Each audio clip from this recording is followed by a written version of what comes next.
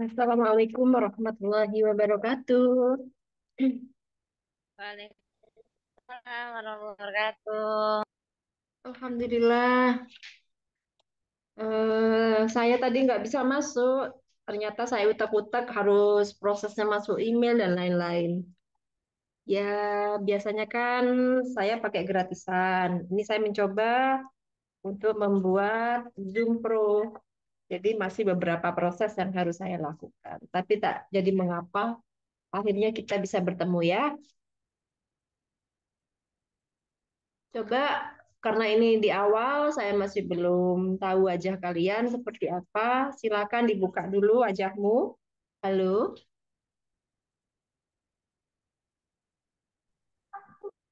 halo ya Nurul Hikmah.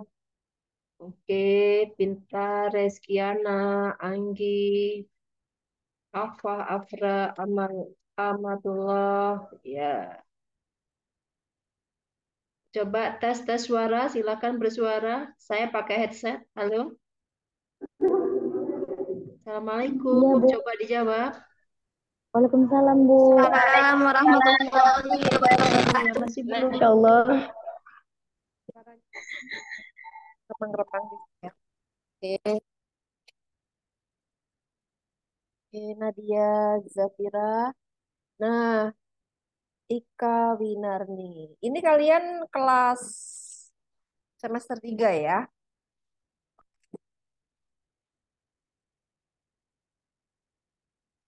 Semester Iya, 3. Ya, masih mengawali bertemu dengan saya. Selamat datang, selamat jumpa dengan saya. Tidak mengurangi rasa syukur, walaupun kita belajar secara online, tapi kita bisa bertatap muka dengan kalian. Saya melihat wajah-wajah kalian. Tapi kok perempuan semua ya? Boleh kok satu akun itu bisa beberapa anak, boleh.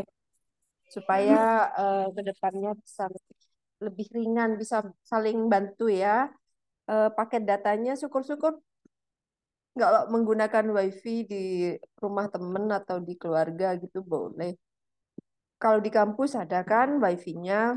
Jadi sementara untuk mengefektifkan pertemuan kita ini karena mahasiswa kita banyak di luar kelas reguler juga ada. Jadi ada yang kelas dibedakan antara laki-laki dan perempuan, tak jadi masalah. Jadi di Zoom ini kan boleh ya kita diskusi, kita bertatap muka secara bersama-sama, walaupun lawan jenis kita saling menghargai gender,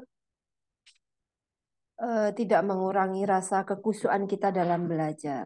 Ada yang sepakat dengan bahasa saya? iya, Bu. Sepakat. Ya, alhamdulillah. Jadi kalau sudah ada kesepakatan di awal begini, tidak menjadi canggung, tidak menjadi kaku ketika kita belajar lewat dunia maya. Kita kontrak dulu dengan pembelajaran kita. Kita sampai bertemu sampai di jam 10.15 ya, dua mata kuliah. Eh, saya sampaikan teknik kita belajar dulu ya, bahwa belajar kita ini kita kemas dengan belajar hybrid. Jadi bisa offline, bisa online.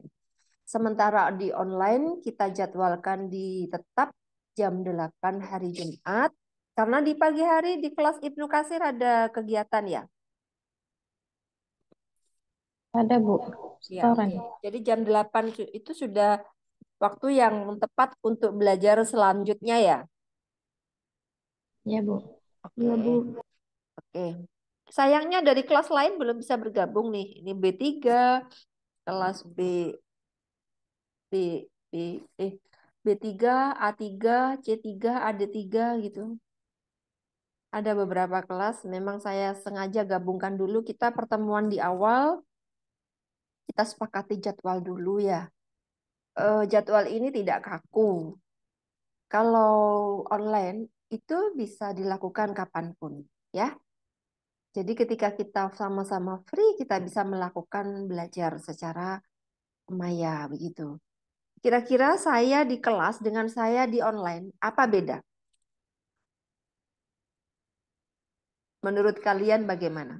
Ketika saya menjelaskan secara online seperti ini, kemudian nanti hasil dari rekaman kita belajar itu saya rekamkan, nanti bisa saya share di grup, jadi bisa disetel-setel ulang ketika kalian tidak pas kebetulan ngelamun, tidak bisa mengikuti ucapan saya atau temannya sedang diskusi.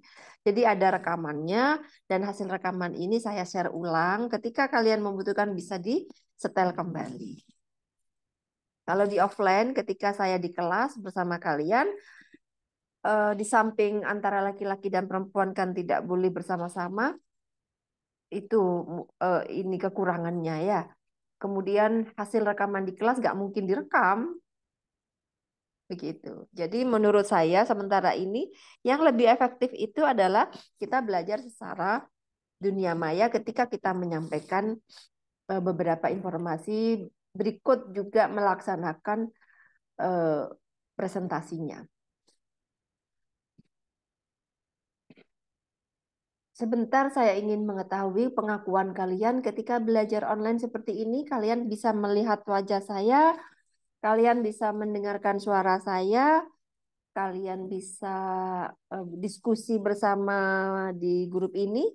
Kira-kira nilai positifnya menurut kalian bagaimana?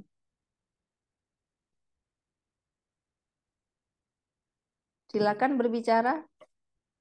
Mbak Zainab, Mbak Farah, Mbak Siti Aisyah Zahroi, Mbak Pinta Reskiana, Mbak Husna, Mbak Nurul Hikmah, Mbak Fatia, Mbak Is Rukia. Yuk kita ngomong Mbak Nurul Aini, Afa Afra Amatullah, Mbak Anggi.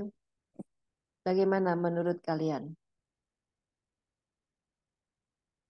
Coba kita belajar. Dibuka. Itu masih unmute. Mbak Farah Nur, ayo silakan bicara. Kita belajar untuk kolaborasi dalam sharing sharing apa ya? Sharing pendapat begitu ya. Silakan. Apakah dengar suara saya dengan sempurna? Dengar, Bu. Benar, Bu. Oke.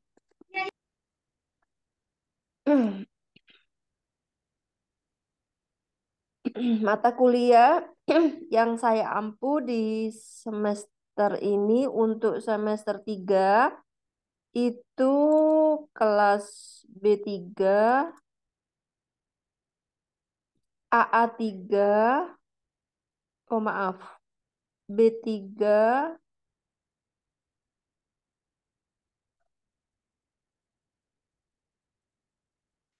Menghemat tenaga, Bu. oh ya, menghemat tenaga juga.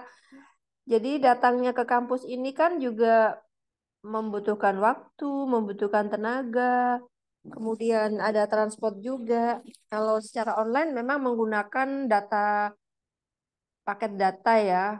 Ya, kalau paket data bisa menggunakan WiFi solusinya.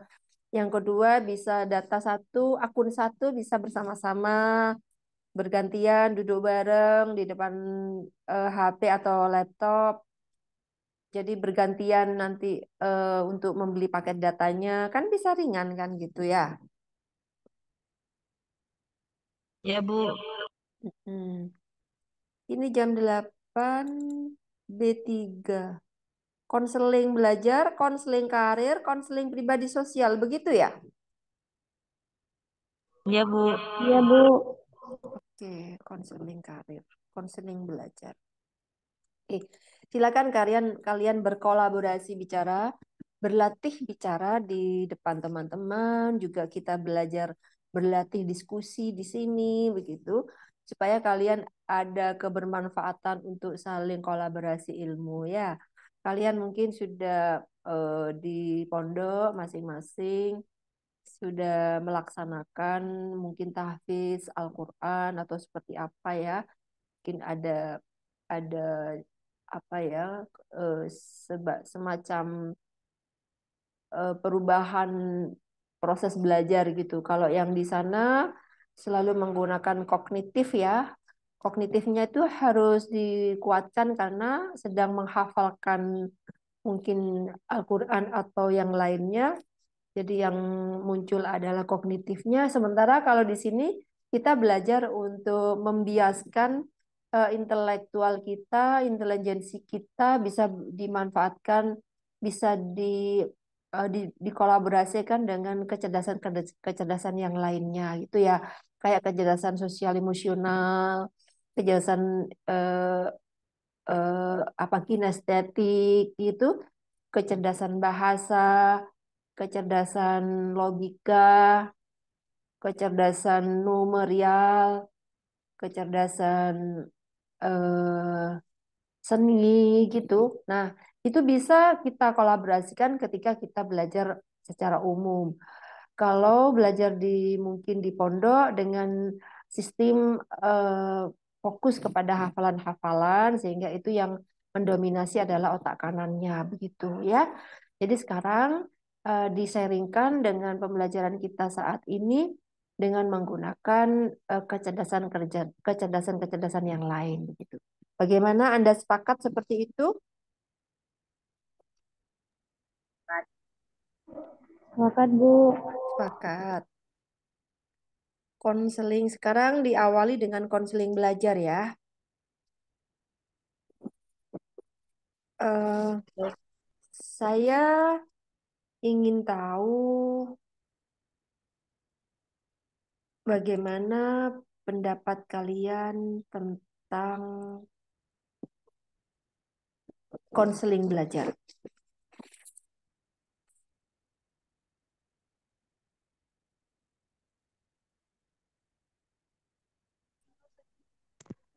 Menurut saya, Ya, silakan. kan kita bisa lihat dari judulnya aja itu kan konseling belajar. Jadi Mm-mm. secara umum itu membahas tentang eh, bagaimana cara kita belajar, kemudian hal-hal yang harus Mm-mm. kita lakukan saat belajar, Ya, hal-hal yang harus kita hindari saat belajar. Pokoknya ya, semua hal terkait dengan belajar. oke.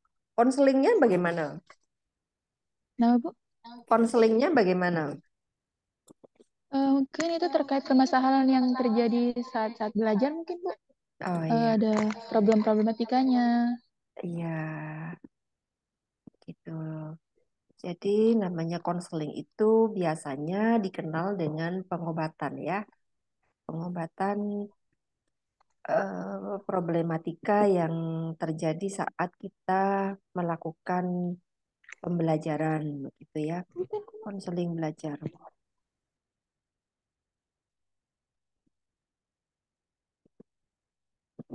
Nah, saya ingin menggunakan metode pembelajaran project berbasis project ya. Berbasis project. Kalau kita seperti gaya-gaya kemarin base eh, apa contextual learning, pembelajaran dengan berdasarkan kontekstual, pembelajaran kontekstual. Itu terkadang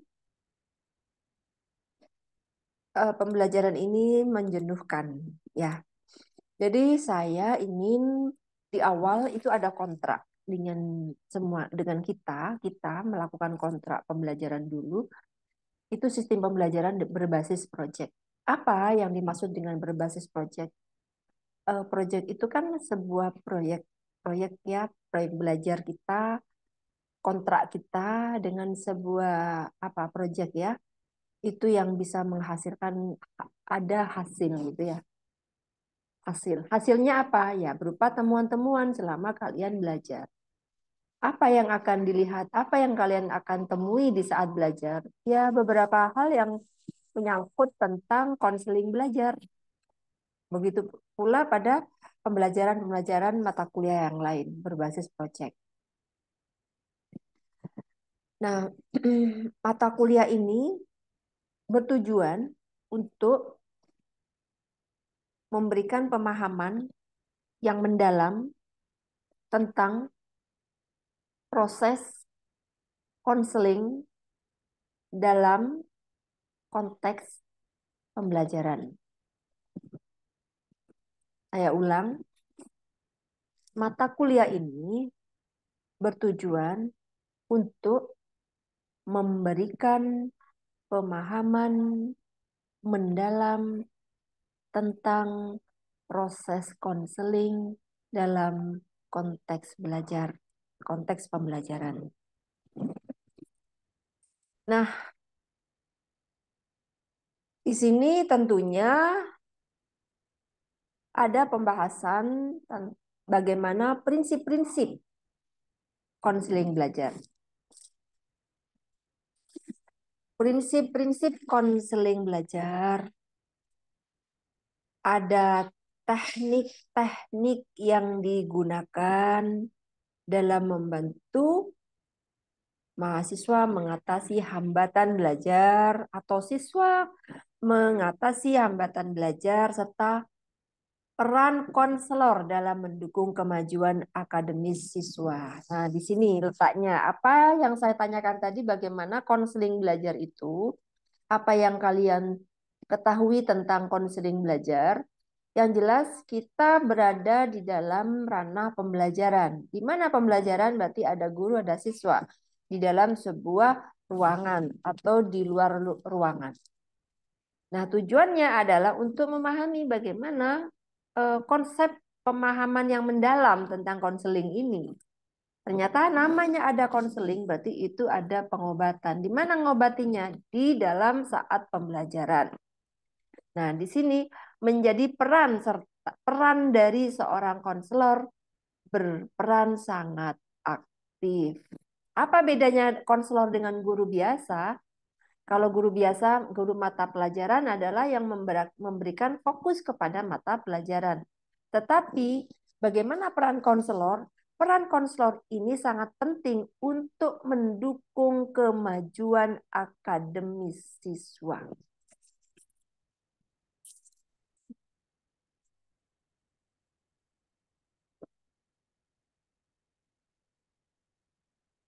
Ada yang perlu ditanyakan?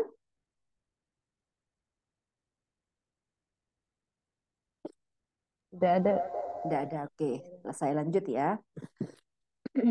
Selanjutnya, sekarang kalau yang tadi bagaimana kita mengemas pembelajaran ya secara singkat mata kuliah ini, bagaimana kemasannya. Tujuannya ini sudah saya sampaikan bagaimana memberikan pemahaman kan gitu ya, dari mata kuliah ini endingnya apa gitu ya.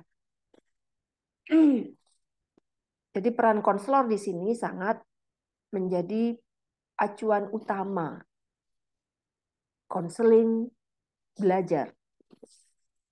Itu tujuannya. Kemudian sekarang untuk khusus dari tujuan pembelajaran kita ini kan sedang belajar, tetapi yang dibahas adalah konseling belajar.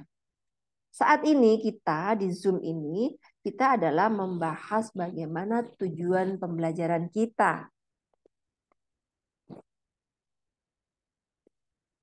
Kita belajar ini bertujuan, dicatat ya sekalian, nanti saya share di grup materinya. Ini masih belum saya siapkan matang, cuman sebagai pengantar saja dari konseling belajar. Untuk tujuan pembelajaran kita adalah memahami konsep dan prinsip konseling belajar. Ini nanti step by step-nya saya mengharapkan kalian itu berbasis project ya. Bagaimana nanti arahan di akhir semester nanti, bagaimana pemahaman kalian tentang konsep konseling belajar ini. Bagaimana implementasi teori dari konseling belajar ini. Nah, ini yang saya minta adalah berbasis project. Bagaimana berbasis project? Project itu bisa dilakukan secara mandiri, bisa dilakukan secara berkelompok. Tergantung nanti bagaimana hasil kinerja kalian di dalam satu kelas. Yang pertama adalah memahami konsep dan prinsip konseling belajar. Berarti bagaimana kita implementasi dari pemahaman ini kita berarti membutuhkan beberapa teori yang mendukung sehingga kita bisa melihat pandangan ke depan itu bagaimana sih konseling belajar itu. Bagaimana konsepnya? Nomor satu adalah memahami konsep dan prinsip konseling belajar. Bisa dipahami? Bisa, Bisa, Bu, Bu. insya Allah. Bisa, Bu. Oke, ya. Itu tahap pertama.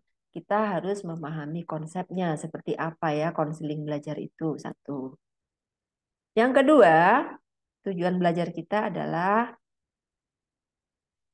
mengidentifikasi hambatan belajar yang mungkin dihadapi oleh siswa.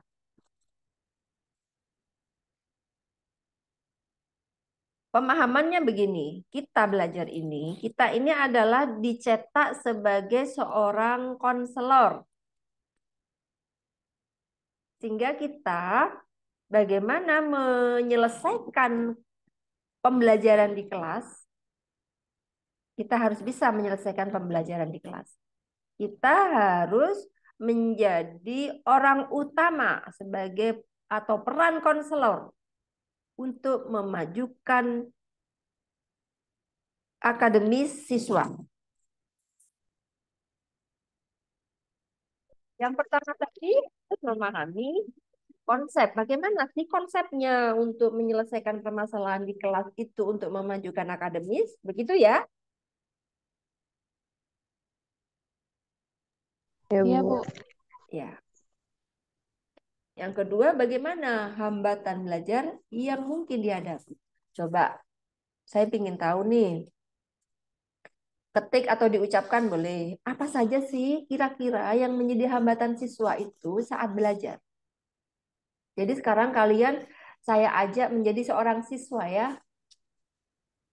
Bagaimana saat menjadi seorang siswa, apa yang yang apa yang dikatakan mengalami hambatan, apa yang menjadi hambatan ya? Hambatan siswa itu apa ya? Hambatan belajar siswa itu apa saja contohnya? Coba kalian sebutkan atau kalian tulis di chat, boleh. Mungkin salah satunya dari cara gurunya yang menyampaikan materi mungkin Bu, kurang Ya, membuat boleh. siswanya nyaman. Membuat agar siswa nyaman belajar berarti cara menyampaikan dari gurunya, gitu ya. Berarti apa Ya, yang kalian lakukan untuk melakukan konseling belajar terhadap gurunya ketika gurunya merasa tidak nyaman di depan siswa? oh, ini gurunya nggak nyaman ya, Bu? Mm-mm. Kan Mungkin gurunya tadi gurunya juga adalah salah perlu, satu hambatan. Mungkin kurang bisa memberikan kenyamanan kepada siswanya sehingga siswanya mengalami hambatan. mungkin Lantas gini Bu. apa yang dilakukan oleh seorang konselor ketika menemui gurunya mengalami ketidaknyamanan penyampaian terhadap siswa? Mungkin kan salah satu di antara tipe-tipe guru kan ada mengajar dengan satu metode gitu kan. Tapi nggak semua siswanya itu cocok dengan metode itu gitu ya, Bu. Mungkin gurunya bisa menyesuaikan metode seperti apa. Tapi agak susah juga sih, Bu, kalau misalnya dalam satu materi gitu, metodenya beda-beda. Mungkin Ibu lebih tahu. Atau mungkin ini Bu, Ya, setiap materi itu tuh metodenya beda-beda gitu. Nggak itu dari awal sampai akhir itu terus metodenya nggak kayak gitu. Mungkin biar siswanya lebih menarik. heeh. Ya, ya bagus, bagus, bagus. Ini adalah kan sharing pendapat ya. Jadi kita membayangkan nantinya kalian itu akan menjadi guru yang akan dinilai oleh siswanya. Jadi ketika gurunya kurang nyaman memberikan penyampaian kepada siswa, apa yang terjadi di siswa? Ternyata siswa itu mengalami hambatan dalam akademis. Nah, ini adalah introspeksi diri kan? Nah, ini hal-hal yang kayak gini ini tidak terasa bahwa ujung-ujungnya di akhir siswa itu sudah terjadi kecemasan dalam belajar, putus asa dalam belajar, sudah tidak mau datang ketika gurunya datang. sudah tidak suka terlambat kalau datang ketika gurunya yang tidak disukai itu sudah saatnya. Dan begitu banyak hal-hal yang muncul, kegiatan-kegiatan negatif yang diberikan oleh siswa itu sebagai ikon, contoh pandangan bahwa oh ini siswa mulai nggak datang, siswa mulai terlambat, siswa mulai memiliki sikap-sikap yang irasional gitu, siswa memutuskan hal-hal yang tidak pantas begitu. Nah, ini kan akibat dari salah satunya adalah bagaimana guru kurang nyaman memberikan informasi kepada siswanya. Begitu ya?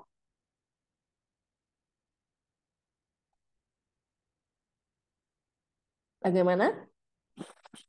Ya, Bu. Ya, Bu. Ya. Nah, hal ini memang menjadi bahan diskusi kita. Bagaimana menjadi seorang guru yang bisa nyaman untuk ini. Nah, guru nanti bisa menyesuaikan dengan situasi kondisi siswa. Jadi melakukan pengamatan secara umum dulu, secara klasikal, bagaimana yang dimau. Kalau memang suka-suka ganti metode ya ya susah juga ya, karena guru itu mengajar dengan kesiapan-kesiapan tertentu yang harus disiapkan. Kalau suka merubah-merubah begitu kan juga susah juga ya.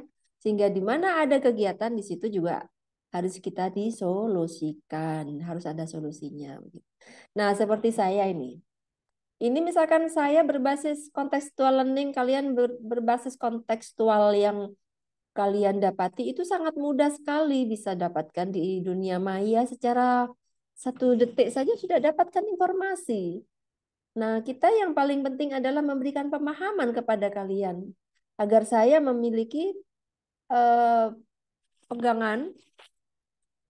Jadi memiliki visi yang tujuannya adalah kalian bisa memahami apa-apa yang sudah saya rancang dalam 1 semester ini. Yang pertama adalah kalian bisa memahami konsep. Kalian bisa mengidentifikasi hambatan belajar. Apa saja ya hambatan belajar itu yang dimaksud, yang menjadi hambatan dalam belajar siswa ya.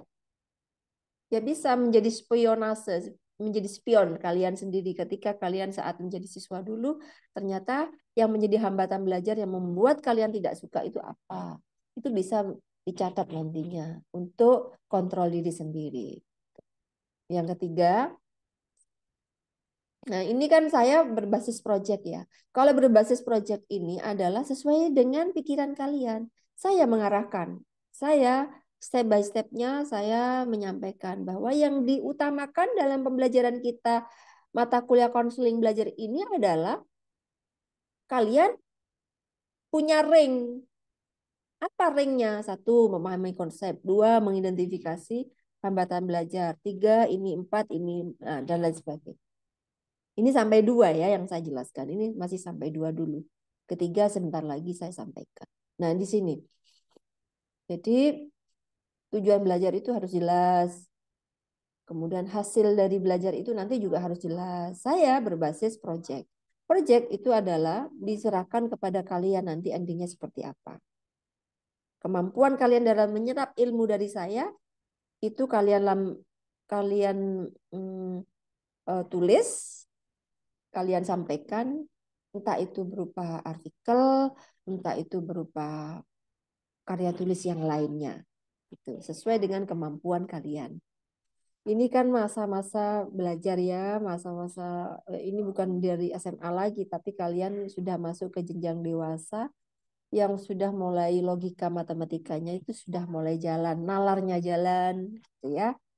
Apalagi kalian sudah masa-masa hidup dalam era milenial ini yang memang semuanya berbasis teknologi.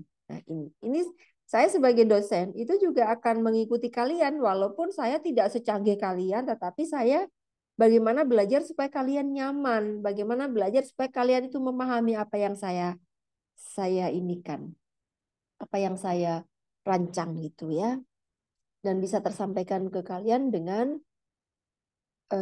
baik sampai kalian mengimplementasikan di lapangan itu sudah bisa dan mampu menguraikan apa-apa yang ada di dalam mata kuliah ini. Ya, oke.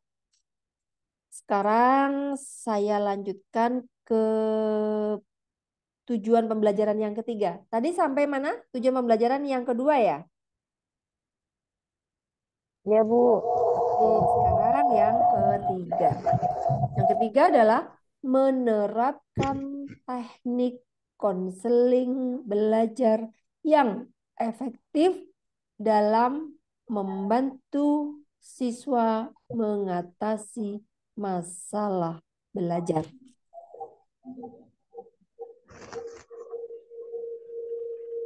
Saya ulang. Menerapkan teknik konseling belajar yang efektif dalam membantu siswa mengatasi masalah belajar. Ini sekarang sudah jam 8.48. Kurang 5 menit lagi saya selesaikan mata kuliah ini. Kita lanjut ke mata kuliah yang kedua ya. Ini ada 3 mata kuliah ya? Ya, Bu. Oke. Jadi kalian catat-catat dulu, nanti step by step-nya mata kuliah ini rancangannya nanti saya kirim melalui Word di grup. Kemudian nanti mata kuliah berikutnya juga demikian. Nanti diskusinya secara barengan aja, secara kolosal bersama ketika sudah saya sampaikan atau diskusi on the spot kayak gini, kurang paham kalian sampaikan, interupsi gitu. Bu, interupsi mau nanya bagaimana ini gitu ya. Kalau nggak ada pertanyaan, nanti saya lanjut sampai mata kuliah 1, 2, 3. Nanti ini kan saya rekam. Saya rekam. Jadi bagi yang belum masuk hari ini, bisa melihat hasil rekaman videonya. Oh iya, siapa yang menjadi ketua kelas di sini? Boleh tanya? Boleh tahu siapa? Angkat tangan. Siapa ketua kelasnya? Saya, Bu. Atia ya? Siapa? Ya, saya. Fatia ya? Oke, Fatia ya. Tolong Fatia, saya minta tanda tangan offline-nya, minta ke Kak Prodi ya, Pak Anas. Kalian tanda tangan offline. Ketika Zoom ini ditulis topiknya apa di pertama ini kita ketemu topiknya apa, kemudian tanda tangannya mahasiswa secara keseluruhan yang hadir di hari. Ya, Fatia. Ya, Bu. Kemudian sistem kejujuran ya, yang nggak hadir ya sampaikan aja tidak bisa hadir karena nanti akan sesuai dengan siakat. Akan menyesuaikan dengan siakat. Kalau sakit gimana, Bu? Ya sakit, nanti ya tulis sakit, berarti tidak hadir. Gitu. Kalau tidak hadir alfa, ya ditulis alasannya tidak ada alasan gitu. Tahu-tahu tidak hadir. Jadi nanti di akhir semester bisa mengetahui keaktifan kalian. Oh ya, seperti ini begitu ya. Termasuk keaktifan dalam diskusi ini ya juga ada. Saya punya rekamannya. Hingga ini akan menjadi modal modal untuk saya merangkum nilaimu nanti ya. Baik, Bu. Jangan lupa offline-nya ya. Tanda tangannya harus offline, tidak bisa online. Kalau tanda tangan, kalau kehadiran ini saya cukup melihat di sini. Oh iya, lupa nanti di chat tulis nama kehadiranmu kelas berapa ya. Nggak bisa. Ini untuk saat ini kelas B3 saja. Oh ini B3 saja. Ya sudah, tapi namanya kan harus ditulis nih. Kan saya tidak tahu nanti ya. Di sini di chat, kolom chat, nama NIM gitu, hadir. Nama NIM hadir. Yang tidak hadir tolong Fatia tuliskan. Yang tidak hadir sakit gitu. Jadi nanti di sini otomatis sebagai catatan saya. Kalau yang di Pak Anas minta offline kan, nanti mahasiswa yang memberi paraf langsung. Gitu. Ya, setiap kali mata kuliah saya. Oke, tadi sampai di mana? Saya lanjutkan ya. Kalau ada pertanyaan, Ada. ya kalau tidak ada, saya lanjutkan. Tadi sampai ketiga, menerapkan teknik konseling belajar. Jadi mulai dari memahami, mengidentifikasi hambatan, kemudian sekarang menerapkan teknik konseling. Apa saja yang akan diterapkan nanti? Tuh. Yang keempat adalah memahami etika. Memahami etika dalam konseling belajar dan tanggung jawab konselor. Di sini ada mata kuliah tanggung jawab konselor loh. ada materi tanggung jawab konselor. Jadi konselor itu sangat sangat bahaya ya kalau konselornya itu tidak punya tanggung jawab. Memahami etika dalam konseling belajar dan tanggung jawab konselor. Ini BK banget ini. Kerasa kalau ini memang materi ke-BK-annya tuh terasa banget. Yang kelima, 2, 3, 4, 5. Yang kelima, meningkatkan kemampuan komunikasi. Nah ini, kemampuan komunikasi itu memang harus dilatih. Belajar membaca, belajar bicara itu memang harus terlatih ya. Jadi kalian ketika Zoom ini kalian harus banyak bilang, banyak bicara. Apa yang kalian ada dalam pikiran, ya bicarakan aja. Nggak ada yang salah, nggak ada yang keliru, semuanya benar. Karena kalian mau bicara. Ini meningkatkan kemampuan komunikasi. Kemampuan komunikasi itu harus dilatih memang ya. Meningkatkan kemampuan komunikasi dan empati dalam proses konseling belajar.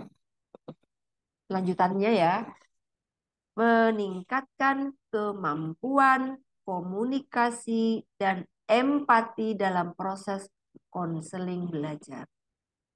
Seorang konselor memang harus punya empati yang tinggi ya ternyata ya.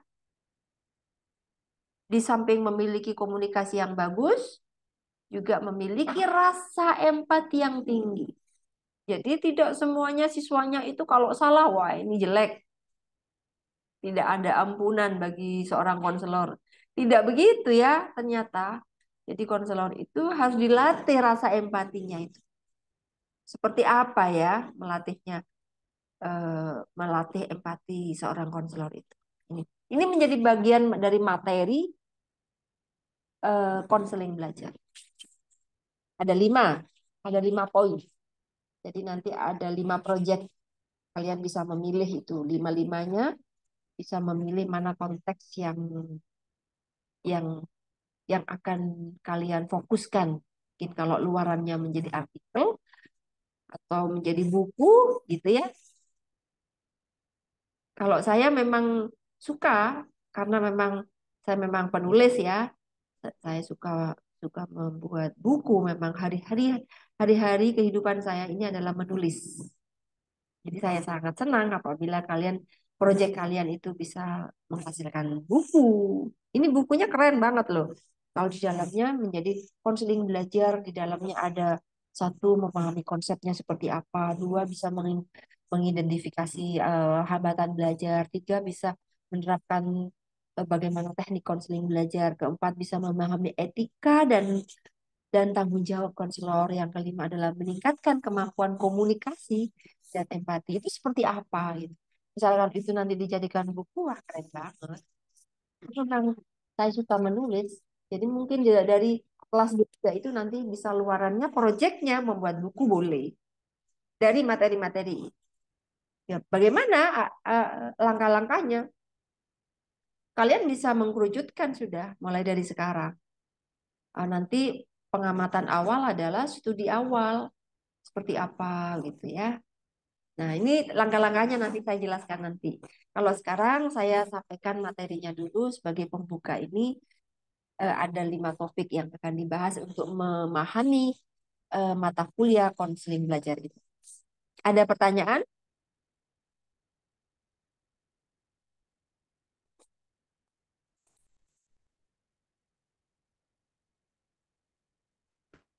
Oke, tidak ada. Tidak ada, Bu. Tidak ada ya. Nanti saya kirim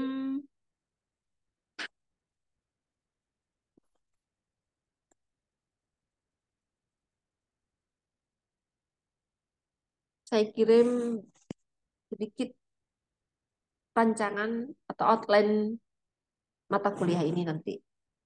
Bahan utamanya saya tulis di sini juga. Bahan tambahannya itu kalian baca-baca buku artikel ya yang ada kaitannya dengan topik-topik yang sudah saya sampaikan itu. Kemudian kuliahnya nanti kita melakukan diskusi kelompok, melakukan studi kasus, melakukan praktik konseling simulasi. Jadi melakukan simulasi mungkin bisa offline, bisa online. Kalau online bisa simulasinya berupa video gitu ya. Kemudian penugasan individu dan kelompok, kemudian ada ujian dan ada penilaian. Di sini saya juga membagi bagaimana teknik penilaiannya, ada UTS, ada UAS, ada penugasan individu, penugasan kelompok, dan partisipasi dan kehadiran.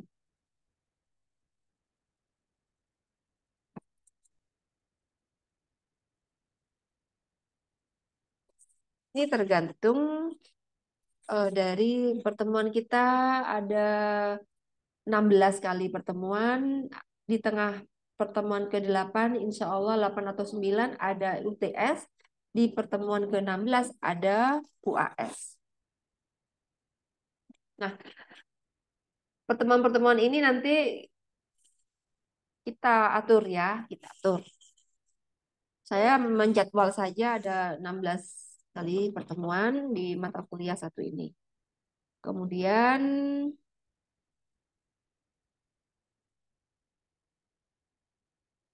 oke, saya kira cukup ini dulu sampai ke bahan materi. Nanti bahannya saya sampaikan di grup. Untuk mata kuliah ini saya cukupi ini dulu. Apakah ada pertanyaan terkait mata kuliah ini? Tidak ada, Bu. Coba diadakan. Setelah ini kita langsung konseling karir ya.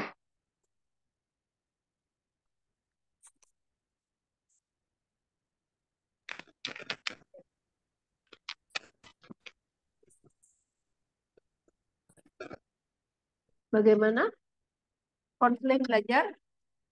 Apakah sudah memiliki gambaran?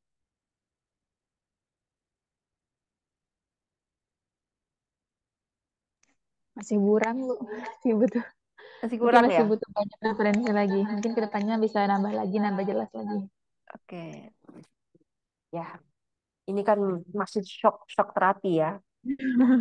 Shock terapi. Penyesuaian dulu, Bu.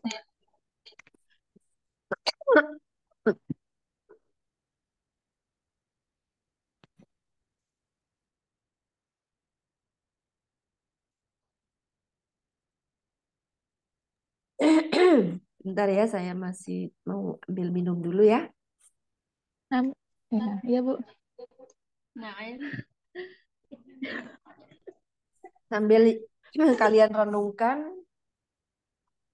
saya kirim dulu ya. Saya kirim ke grup. Di grup B3 itu semua ada.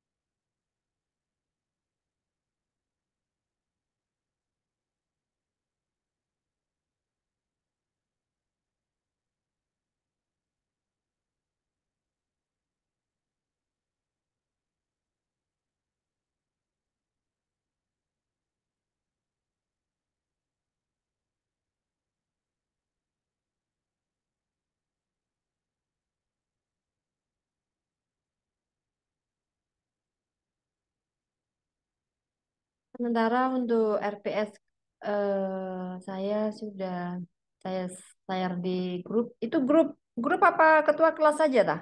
Grup ya? Nomor saya, Apa sudah ada grup. grupnya?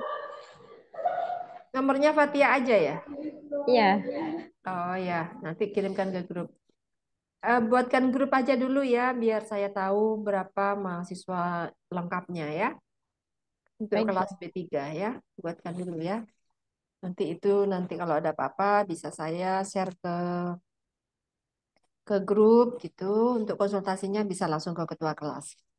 Ya, silakan baca-baca sebentar. Saya tak cari minum dulu ya. Baik, Bu.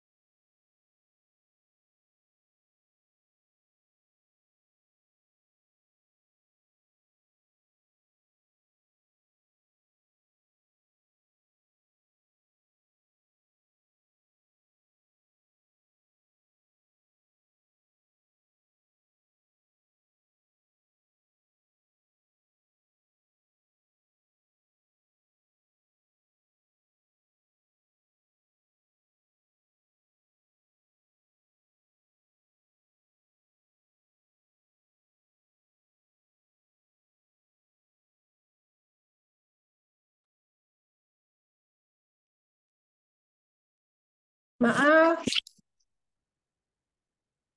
are you ready? Assalamualaikum. Waalaikumsalam, Ibu. Iya, kembali lagi. We Saya are lagi. ready, Bu. Yes, oke. Oke. Ya, sekarang kita berubah aura ya, berubah mindset lagi ya. Kita mendalami belajar tentang konseling karir. Siap? Sudah siap? Siap, Siap, Bu. Bu. Oke. Konseling karir. Konseling karir. Seperti yang tadi kita bahas tentang konseling belajar. Kita memahami fokus belajar. Sekarang konseling karir. Apa ya yang dimaksud dengan konseling karir? Sama kayak tadi Bu, cuma ini tadi kan dalam belajar, berarti ini dalam karir. Iya. Iya, simpelnya begitu. Membimbing siswa untuk menentukan masa depannya. Nah, bagus. Boleh itu. Iya, memang ke sana. Membimbing siswa supaya bisa menata karir ke depannya. Selain siswa yang terpenting adalah menata karir diri sendiri dulu ya. Ya, Bu. Apa sudah punya ini, punya kejelasan masa depan bagaimana karir Anda saat ini?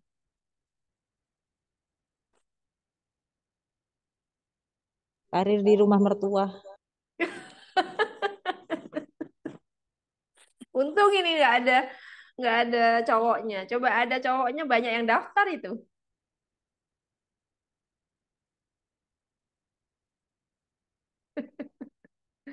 Karir di rumah mertua. Tapi untuk saat ini ya, perempuan itu tidak bisa diragukan lagi bahwa kita itu memang sangat menjadi penentu ya kebijakan negara kita, eh, kesamaan gender dengan bakat minat karir masing-masing gender ini kan dijunjung tinggi. Alhamdulillah, dijunjung tinggi oleh negara kita. Ada program SDGs itu menghargai atau eh, mengangkat kesetaraan gender. Jadi dari sini pengembangan karir itu memang diberi wadah. Itu program dari UNESCO yang disepakati oleh seluruh dunia, SDGs 5 tahun ke depan itu bagaimana wacana dari negara-negara yang sedang berkembang maupun negara yang sudah berkembang, sedang berkembang dan belum berkembang, dan sudah negara teknologi. Itu di situ berbunyi eh, memiliki ini pemahaman atau menghargai atau memberikan peluang untuk saling memahami kesetaraan gender. Nah, di dalamnya tentunya akan membahas tentang peminatan kita dalam berkarir. Kita punya hak yang sama dengan lawan jenis kita. Perempuan, laki-laki mempunyai hak yang sama untuk mendapatkan, untuk memberikan, memiliki peluang yang sama, mendapatkan karir yang sesuai. Nah, di kesempatan ini kalian sudah mulai akan meraba-raba bagaimana menata karir ke depan, terutama untuk kita sendiri dulu ya. Kita memahami teori karir, kemudian kita bisa melaksanakan atau mengimplementasikan teori karir yang sudah kita dapati untuk kita lakukan atau dipraktekkan untuk diri sendiri dulu. Oke. Seperti pada mata kuliah konseling belajar tadi, ini sekarang kita tinggal merubah belajar menjadi karir. Di konseling karir, secara umum kita memiliki apa ya, memiliki deskripsi ya, semacam deskripsi mata kuliah yang bertujuan untuk tulis ya, untuk deskripsi mata kuliah. Tapi nanti saya share juga seperti tadi kok. Deskripsi mata kuliah memberikan pemahaman yang mendalam tentang proses konseling dalam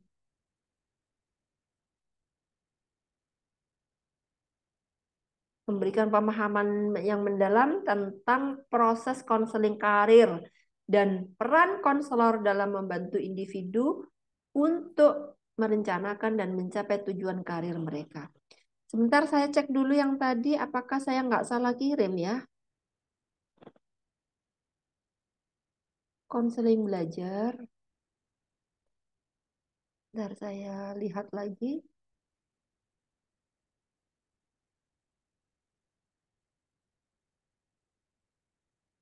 Bener, Bu. Oh bener ya, saya khawatir keliru aja.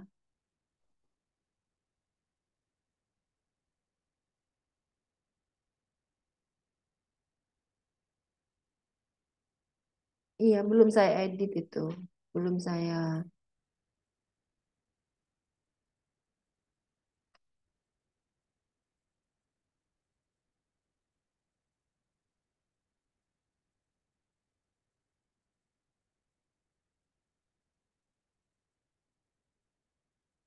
Oke, nanti saya kirim ulang saja setelah setelah sudah saya masukkan semuanya. Oke, sekarang konseling karir. Konseling karir itu kita membahas pemahaman mendalam tentang konseling karir dan peran konselor dalam membantu individu ya. Kemudian membahas teknik-teknik konseling karir. Kalau tadi teknik-teknik belajar ya, konseling belajar. Kalau sekarang teknik-teknik konseling karir dan alat-alat penilaian tentang karir dan isu-isu terkini dalam pengembangan karir. Semuanya berurusan dengan karir. Ini deskripsi secara umum, deskripsi mata kuliah. Sekarang untuk tujuan pembelajaran. Kita dalam pembelajaran kita, mata kuliah ini tujuan pembelajaran adalah sama, satu, memiliki atau memahami konsep dan prinsip konseling karir.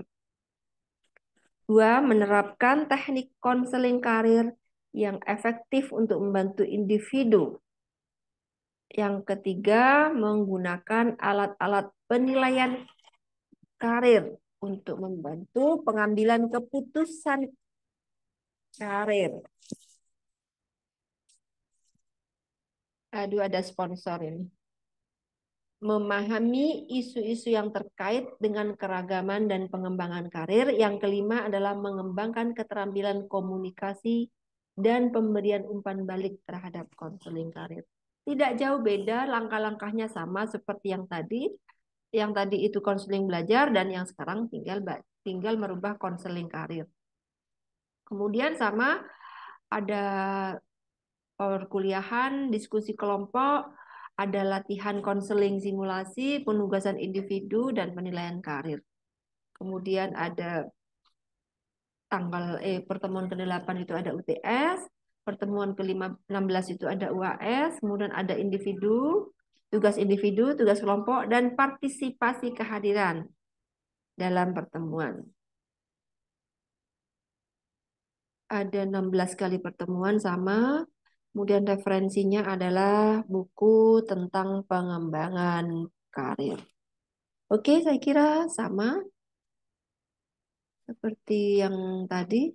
Kira-kira silakan kalian diskusikan. Mungkin ada masukan.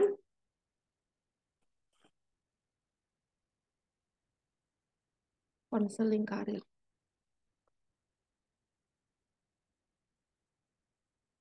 Konseling karir.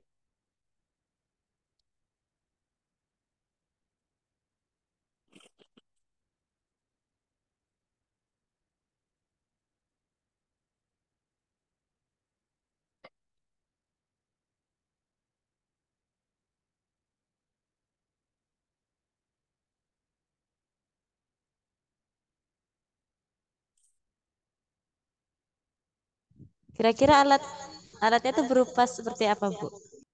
Iya, Yang dimaksud tuh seperti apa? oke. Ini yang akan kita bahas dalam pertemuan satu semester.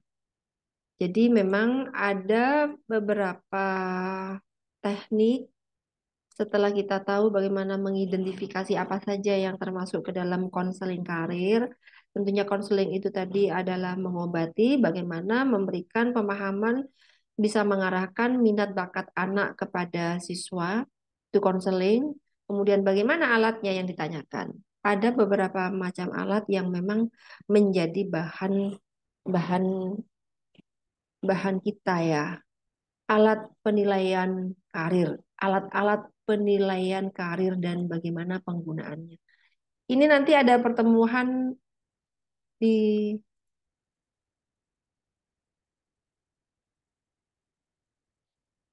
pertemuannya ada di pertengahan mungkin, insya Allah ada di pertengahan semester.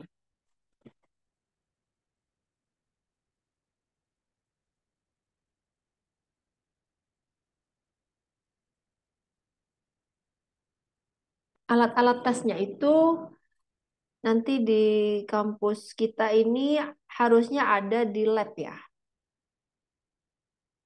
harusnya ada di lab. Namun sepertinya lab kita ini jarang dikunjungi, jadi jarang alat tesnya sudah kabur kemana-mana. Mungkin ya dibawa oleh salah satu dosen, mungkin disimpan supaya aman untuk kedepannya. Tapi kita dalam fokus belajar ini mungkin praktek simulasinya kalian bisa nanti bisa pinjam atau kita bisa browsing alatnya itu ada. Alat-alat penilaian karir itu ya semacam alat-alat instrumen bagaimana kita mengetahui minat bakat anak-anak itu, siswa kita itu mau dilarikan kemana. Ya tentunya ada minatnya ke logikanya jalan, atau minat ke skillnya jalan, atau ke ranah spiritual, atau ke ranah fisik begitu ya. Itu nanti ada alat alat ukurnya ada.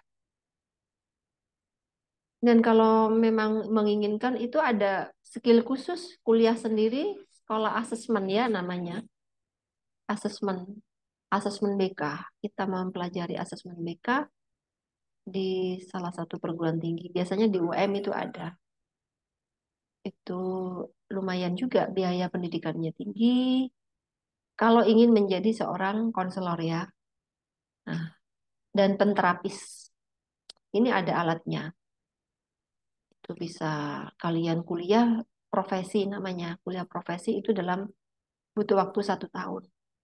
Itu ada di yang terdekat di Jawa Timur. Insya Allah ada di UM, ada tetap ada. Mungkin semester depan juga ada.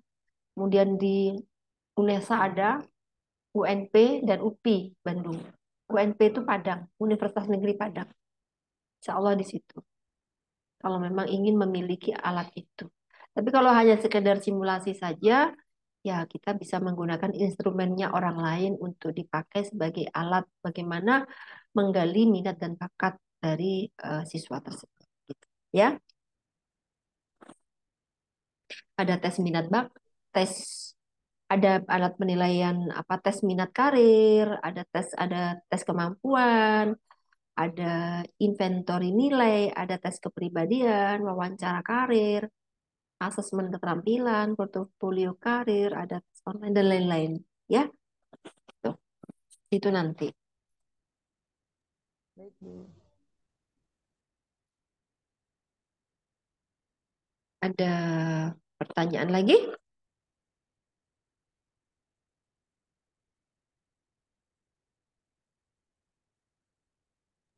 Tidak ada, Bu. Tidak ada ya. Tinggal actionnya ya nanti ya. Ini kan sekarang masih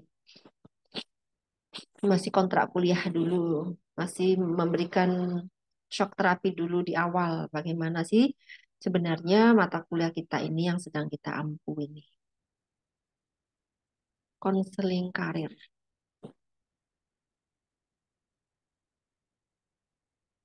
Kalau tidak ada pertanyaan, berarti kita bisa lanjut ke mata kuliah selanjutnya ya.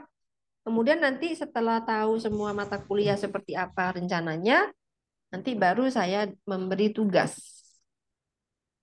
Baik, Bu. Oke. Nanti saya kirim secara bersama-sama aja. Kalau sekarang masih belum siap. Selanjutnya adalah konseling pribadi sosial ya, yang mata kuliah yang ketiga. Ya, Bu. Konseling pribadi sosial. Semoga tidak bosan ya dengan saya. 3 mata kuliah bersamaan.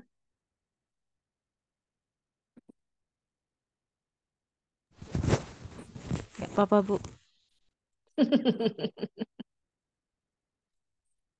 Jadi bisa santai aja lah. Santai, rileks, tidak terlalu kaku. Kemudian kita bisa diskusi dengan baik.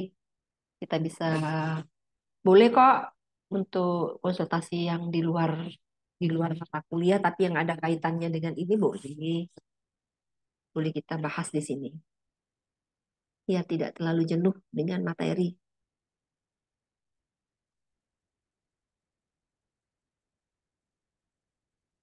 Selanjutnya kita belajar tentang konseling pribadi sosial.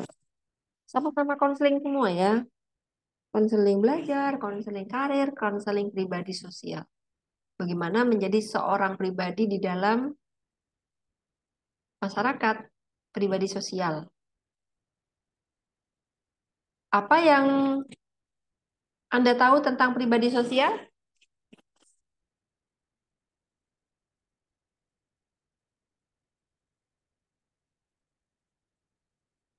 Ya,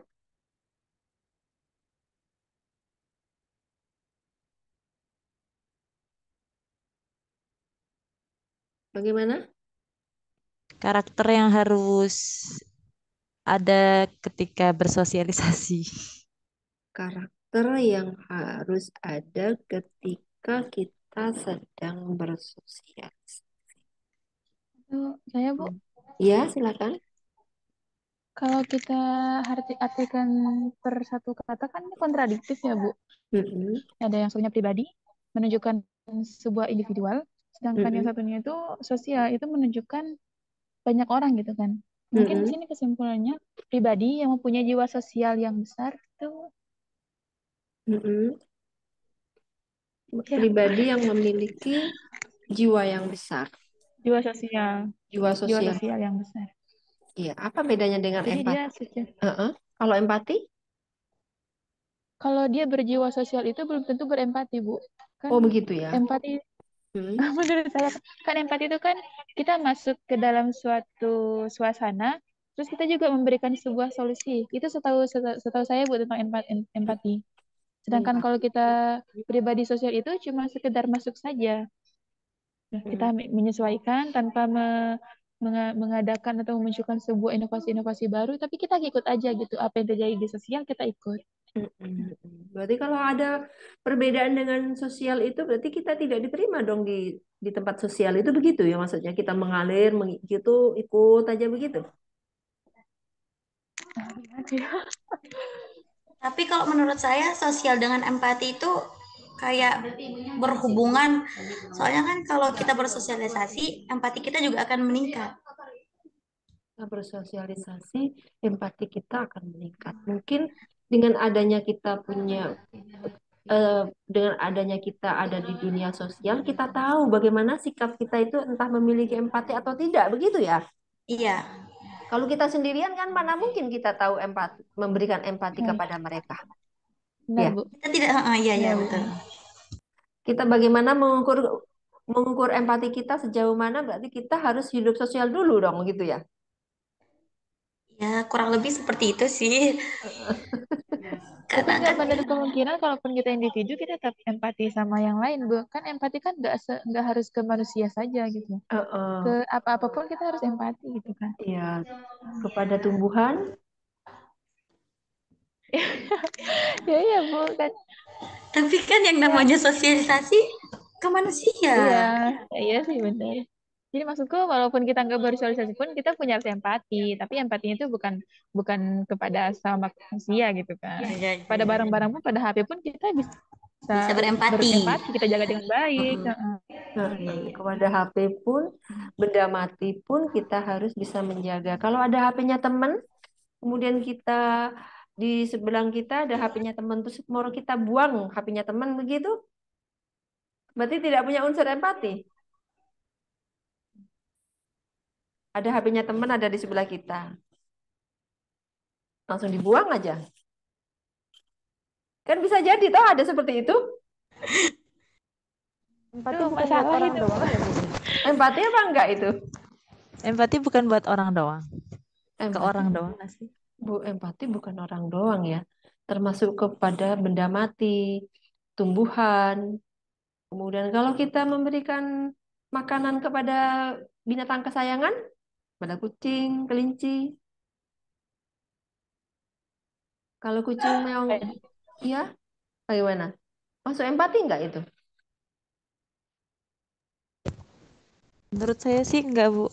Enggak ya. Tapi nggak tahu. Nah, itu dia, Empati Mbak. itu bukan ke makhluk. Nggak tahu sih.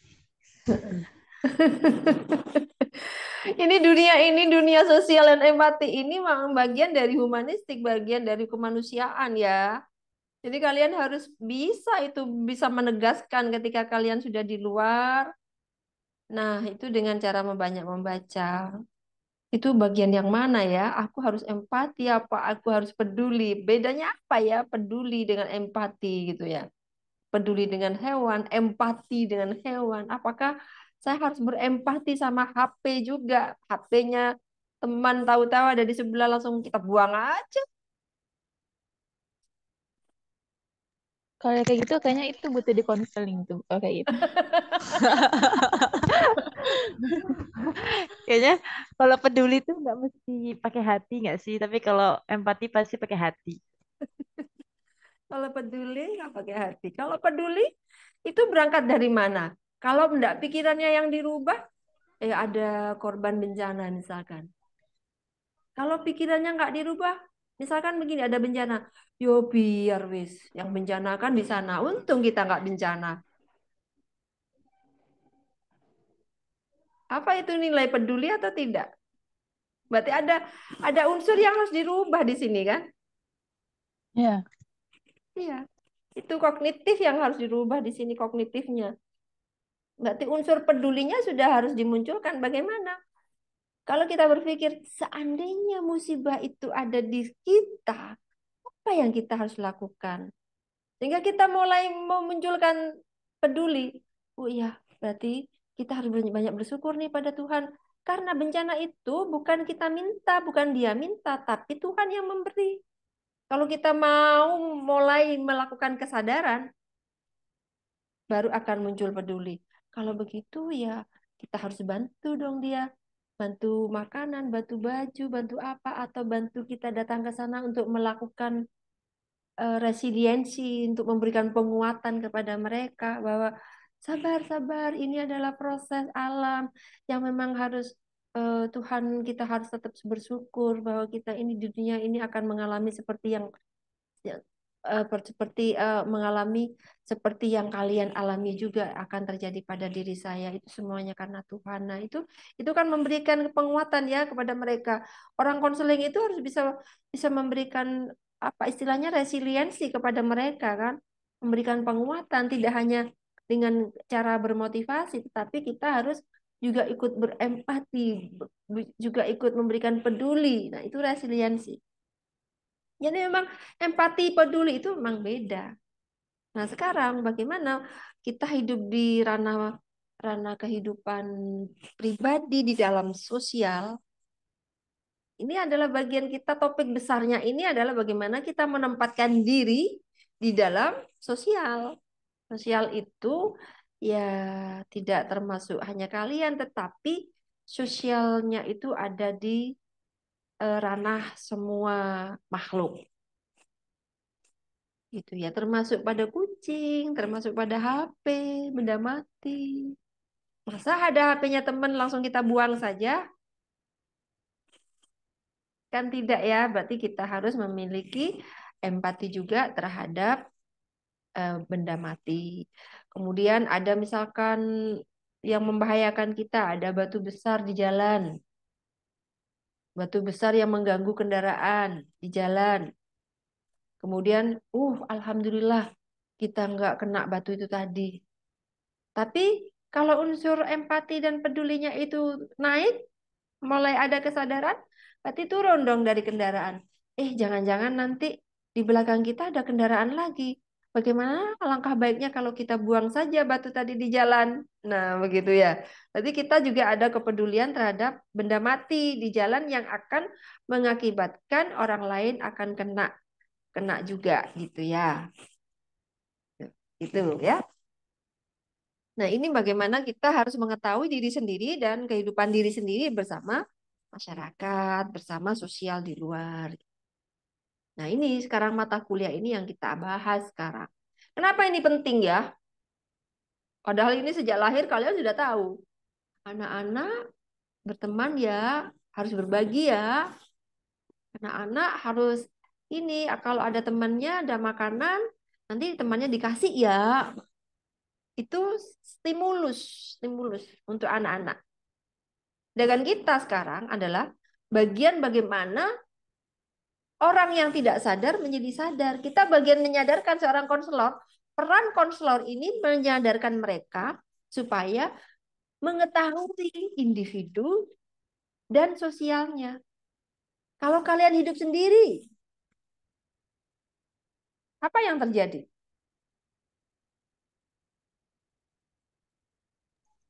Stagnasi. Ya, Boring. iya. Akhirnya butuhnya kemana? Setelah kita boring, nggak asik. Pasti butuh pelatihan. Iya, butuh teman juga Pelampiasan kan? boringnya. Entah itu teman curhat atau teman di tepi pantai atau teman lagu. Bagaimana kita memahami diri sendiri, individu dan sosialnya. Ya, kita sekarang ini saat ini kita akan belajar ke sana. Asik juga ya. Kita kenapa sih orang BK itu harus juga memiliki peran itu? Tadi belajar sudah. Belajar di lingkup sekolah ya, ada siswa, ada gurunya, guru mata pelajarannya. Kemudian kita sebagai konselor itu harus juga peduli bagaimana memberikan motivasi supaya bisa sukses dalam akademiknya. Nah, itu peran BK itu. Sekarang peran tadi setelah sukses dalam belajarnya, ternyata harus sukses dalam karirnya. Setelah belajar, suruh ngapain? Apa suruh kutu buku aja? Ternyata enggak juga ya. Ternyata harus mengarahkan siswa agar dia bisa memberi keputusan terbaik. Di mana? Di teori karir. Setelah di karir sukses, nah kita juga diberi pengetahuan tentang bagaimana seorang individu dan kehidupan sosialnya. Ternyata hidup individu nggak bisa kita hidup. Kita makan juga perlu Pak Tani untuk mendapatkan beras. Kita belajar perlu teknologi. Orang yang mendesain teknologi, orang Cina, orang Amerika. Kita butuh itu. Ternyata kita juga hidup dalam bersosialisasi, bersosial. Tidak cukup hidup sendiri. Hidup sendiri mana mungkin kita bisa mendapatkan beras. Kita bukan petani. Kita butuh segala macam itu juga butuh orang lain. Nah, kita itu seorang konselor, peran konselor itu memberikan kesadaran bagaimana fungsi dari individu itu dalam kehidupan sosialnya. Lengkap ya 3 mata kuliah ini. Nah, sekarang langkah selanjutnya bagaimana kita memiliki tujuan secara umum. Deskripsi mata kuliah ini bagaimana konseling pribadi sosial ini bertujuan untuk memberikan pemahaman mendalam tentang konseling individu dan konteks pribadi dan sosial. Tadi sudah saya jelaskan kan, kita memberi simulasi, ternyata hidup sendiri itu juga nggak bisa, ada boring, ada tidak asik gitu ya. Tuh, hidup sendiri. Berarti bagaimana kita harus bisa menilai konteks pribadi dan sosial. Nah, mata kuliah ini akan membahas tentang teknik-teknik konseling, etika konseling, isu-isu pribadi dan sosial yang dapat mempengaruhi kebahagiaan individu atau kesejahteraan individu. Seperti yang mata kuliah yang lain, tujuan pembelajaran mata kuliah ini adalah satu, memahami prinsip-prinsip konseling pribadi sosial. Dua, menerapkan teknik-teknik konseling yang efektif untuk membantu individu mengatasi pribadi dan sosial. Kayak tadi tuh, ada teman kita karena sudah punya sejarah yang nggak enak, ada HP di sebelahnya, karena ini tahu siapa nama pemiliknya, kemudian dibuang aja gitu. Ini kan irasional ya. Tapi ini akan pasti akan terjadi gitu ya. Jadi bagaimana itu contoh yang tidak konkret ya, contoh yang hanya intermezzo aja ya. Bahwa sesungguhnya di dalam kehidupan sosial itu banyak masalah yang harus kita bantu, ilmu kita bisa turun ke lapangan untuk mengatasi masalah pribadi dan sosial. Pribadi dan sosial. Jadi masalah itu ada masalah pribadi sendiri, ada masalah pribadi, ada masalah sosial. Ada masalah yang pribadi dan sosial. Coba kira-kira apa masalah pribadi kalian apa? Bisa nggak? Jadi nanti bisa bedakan. Masalah pribadi itu seperti apa? Masalah pribadi yang dialami pribadi sendiri yang tidak ada sangkut pautan sama orang lain. Iya, contohnya apa? Contohnya, Kalau saya pribadi kayak susah mengontrol emosi mungkin. Masalah pribadi ya susah kontrol emosi ya. Itu juga masalah kok. Ada apa-apa di jalan, ada sengak-sengak kata-kata di luar, langsung karena kita memang karakternya susah kontrol emosi, kita langsung marah-marah. Nanti akan terjadi peributan kan gitu. Itu bisa jadi itu masalah pribadi ya. Masalah pribadinya susah kontrol emosi. Kemudian sekarang masalah sosial, misalkan apa? Kalau masalah eh, jatuh cinta pada lawan jenis, masalah sosial, Bu. Enggak, masalah, masalah pribadi, Ding. Gimana ya? Dua-duanya? masalah cinta pada lawan jenis. Itu tuh aslinya masalah pribadi Hmm. yang berdampak pada lingkungan sosial. Ya, ya, aslinya kan masalah pribadi, tapi dampaknya sosial. Sehingga ada ternyata ya, ada masalah pribadi sendiri, ada masalah pribadi dan sosial. Kalau ya masalah bercinta tadi, masalah pribadi, tapi efeknya ke masalah sosial. Sekarang kalau masalah pribadi dan sosial apa?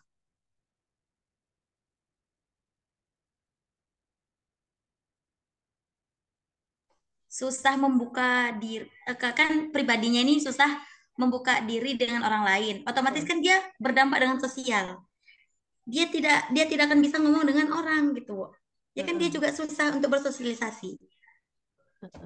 Gimana ya? Dia kan Menurutku itu masalah pribadi sih. Sudah masalah masalah pribadi pribadi. nyangkutnya ke sosial kan digabung. Iya nggak tuh, Bu? Mm-mm. Itu masalah pribadi kan susah ngomong kan. Dia introvert kan orangnya ya. Ya, Tidak Nah, mau pribadi. jadi dia bicara tidak sama bisa orang. bersosialisasi. Sosialisasi. Iya, akhirnya dia tidak bisa sosialisasi. Berarti itu masalahnya pribadi dan masalah sosial. Dampaknya sosial. Itu masih dan. Tetapi apa contoh Pribadi masalah sosial. masalah pribadi dan sosial? Contohnya apa yang satu kegiatan ini? Masalahnya apa ya? ya? Pribadi yang berdampak sosial. Masalah pribadi dan sosial.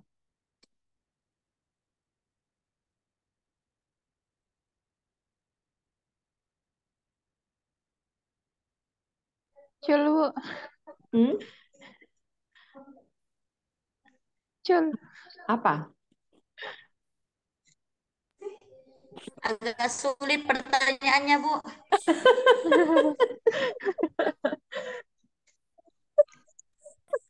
Agak sulit pertanyaannya. Ini yang sulit ini karena kalian sekarang masih belum belajar. Belum mengalami, iya Mm-mm. belum ngerti. Sehingga kita akan belajar di mata kuliah ini bagaimana sih yang dimaksud masalah pribadi dan sosial. Kemudian, apa untungnya kita belajar saat ini? Konseling belajar, konseling karir, konseling pribadi dan sosial. Ini apa? Nantinya kalian akan membuat sebuah tulisan artikel, tulisan karya tulis ilmiah yang rata-rata itu memang sulit untuk mencari masalah. Saya setiap bimbingan skripsi mahasiswa semester 7. Itu Ibu, saya mau mengusulkan judul ini. Judulnya bagus-bagus. Tapi coba apa yang kalian tahu tentang masalah? Tulis saja dulu masalahnya tentang apa. Baru judul mengikuti. Ternyata antara masalah dan judul itu jauh. Coba sekarang masalah belajar. Itu kan ada sendiri. Masalah karir ada sendiri.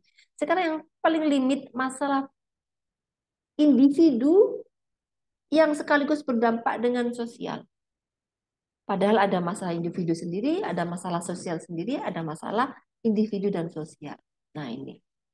Nah ini ketika sekarang ini mengawali mata kuliah ini, kita bisa mengidentifikasi masalah yang ada di BK. Ya seperti ini. Kadang mereka membuat judul, mana unsur BK-nya mana? Nah sekarang udah kita latih, kita belajar, bisa memilah-milah apa sih yang dimaksud masalah. Sehingga kita kalau ada masalah, masalahnya itu kita carikan obat yang tepat. Konselor bagian mengobati masalah.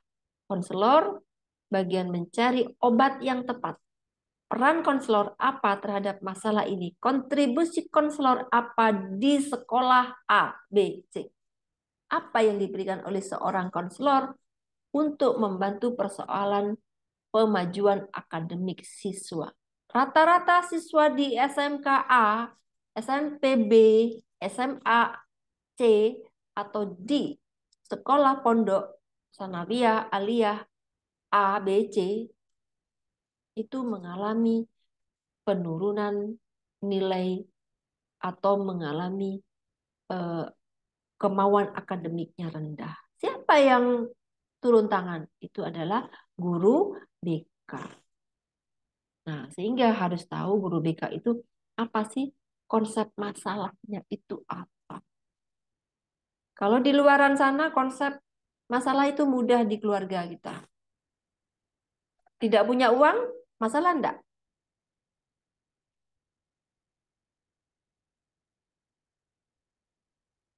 Kalau di Masalah, rumah tidak punya uang, masalah enggak? masalah. Masalah kalau bukan masalah. Kalau nggak punya uang, masa kita bisa beli-beli, masa kita bisa makan? Iya, kalau orang dulu sakti, hidup di hutan, bisa menghirup udara, bisa makan air di daun-daun, itu kayak monyet itu bisa hidup. Kalau orang sekarang, berarti orang di keluarga, dalam kehidupan keluarga, tidak punya uang, itu juga jadi masalah. Gitu. Lantas, apakah kita harus menyelesaikan masalah keuangan di eh, apa di penulisan karya tulis ilmiah ini?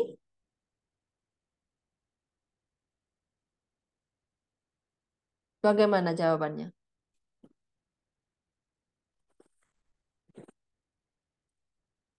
Halo, apakah kita berhubungan dengan urusan keuangan dalam penulisan karya tulis ilmiah?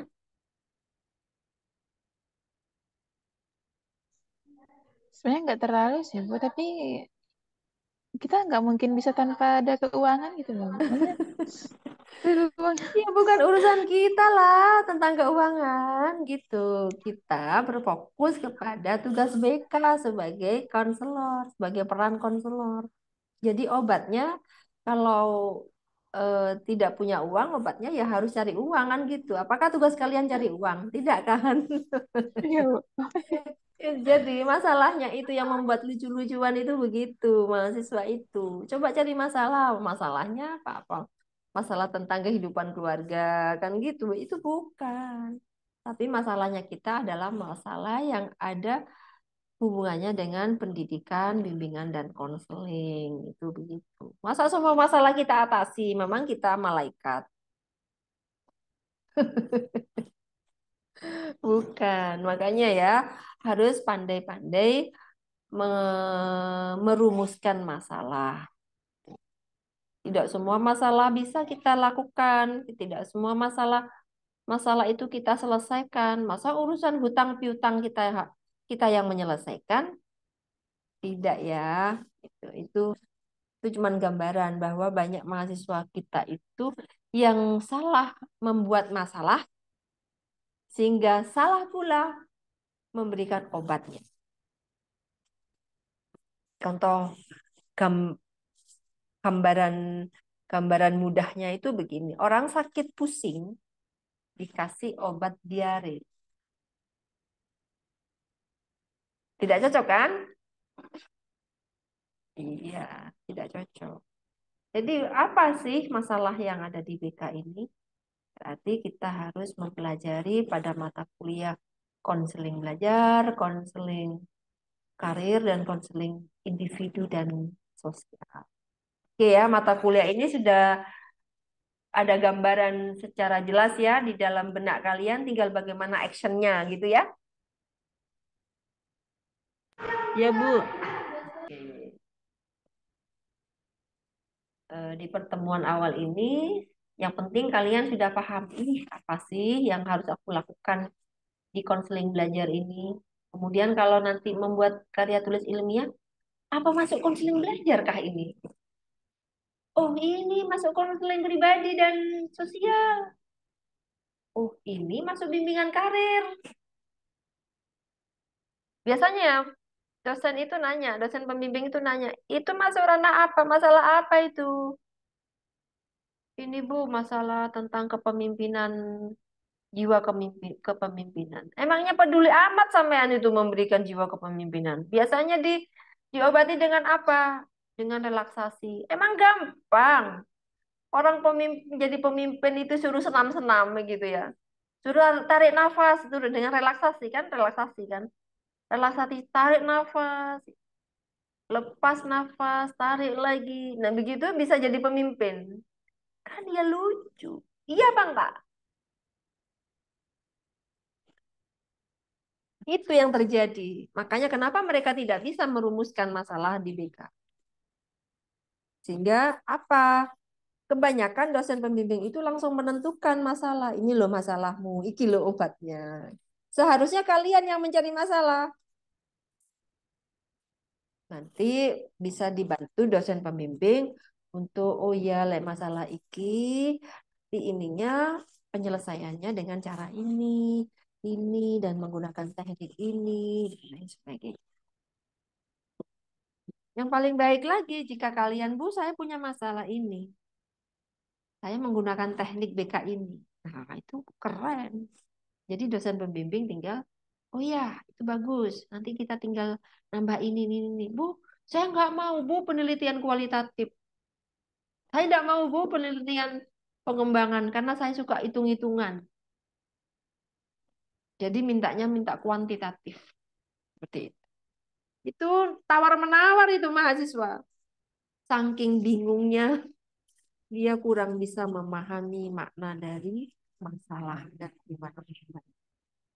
Sudah diarahkan begini, jawabannya tetap saya seperti itu, nggak ada perubahan ya. Untuk semester 3 ini tidak seperti itu ya. Kita harus belajar dari awal, harus bisa memahami, mengidentifikasi masalah-masalah itu bagaimana sih yang dimaksud dengan masalah dari konseling belajar, karir, dan individu dan sosial. Oke, kalau sudah bisa memahami kontrak belajar di awal ini, kita langsung bisa membagi tugas. Ini ada berapa mahasiswa? Sebenarnya ada berapa mahasiswa? Saya minta konkretnya ya nanti ketua kelas Mbak Fatia minta konkretnya berapa mahasiswa yang ada di kelas ini. Ini tadi ada 5 topik kan ya, ada 5 topik. Bagaimana kalau dibentuk 5 kelompok ya dari kelas ini? Kira-kira bisa nggak ya?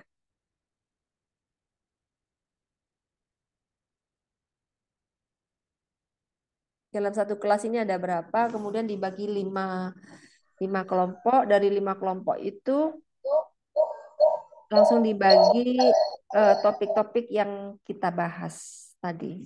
Kayaknya ada 5 tadi kan. Salah satu contohnya itu adalah misalkan tadi konseling belajar ya. Konseling belajar itu memahami konsep dan prinsip belajar, mengidentifikasi hambatan belajar, menerapkan teknik-teknik, kemudian memahami etika, meningkatkan kemampuan komunikasi. Ada 5. Nanti dari 5 topik ini dikerjakan misalnya ya, ini kan berbasis project ya. Saya ingin kalian itu mandiri. Tidak seperti biasanya, oh punya materi kemudian dipresentasikan, tidak. Kalau hanya materi kemudian dipresentasikan itu sangat mudah. Nggak ada tantangan bagi mahasiswa milenial. Saya minta kalian itu benar-benar bisa memahami konseling belajar, konseling karir, konseling data, konseling individu dan sosial. Itu seperti apa sih sebenarnya? Bisa melakukan studi survei. Kira-kira yang lebih tepatnya kemana ya kalau konseling belajar, kalau kita melakukan survei? Kenapa harus melakukan survei? Apa yang harus kita lakukan di studi survei? Kalau yang tugasnya membuat konseling belajar ya, misalnya memahami konsep dan prinsip konseling belajar. Apa yang dilakukan ketika melakukan studi survei? Bagaimana sih teori dari konsep dan prinsip konseling belajar itu? Kalian cari seperti apa? Kemudian hasilnya konsep dan prinsip konseling belajar itu 1, ini 2, ini 3, ini 4, ini. Nah, kalian lakukan survei. Apakah di tempat yang kalian survei itu ada kegiatan seperti itu? Kalau yang mengidentifikasi hambatan, apakah di tempat kalian yang kalian survei itu ada seperti itu? Hambatan-hambatan belajarnya itu ada apa saja? Sebutkan.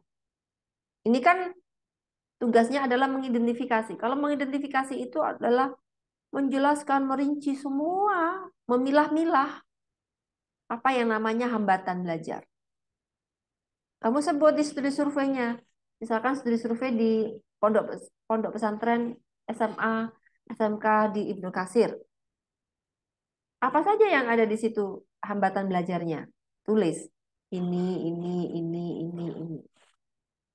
Kemudian menerapkan teknik yang ketiga, kelompok 3, menerapkan teknik konseling belajar yang efektif. Bagaimana sih teknik konseling belajar yang sudah dilakukan oleh lembaga yang kalian survei?